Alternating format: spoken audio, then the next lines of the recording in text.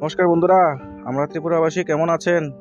ত্রিপুরা যে পরিমাণে বৃষ্টি হচ্ছে তাতে তো ত্রিপুরা পরিস্থিতি একদম খারাপ হয়ে আছে।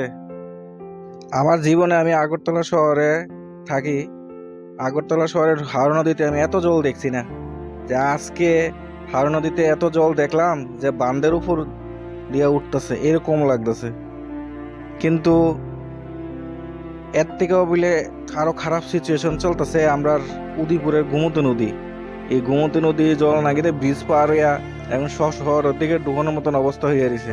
আগরতলা শহরে গেছিলাম, দিয়ে আরো অব্দি জল আছে কিছু কিছু জায়গার মধ্যে। আগরতলা শহরে তো এমনিতেই জল উঠে, তবু জলটা বেশিক্ষণ থাকে না, কিন্তু আজকে জলটা একটু বেশি আসিল। যাক, আপনারা যারা আগরতলাবাসী আছেন তারা একটু বুঝে শুনে টাউনে যায়েন কি অনে।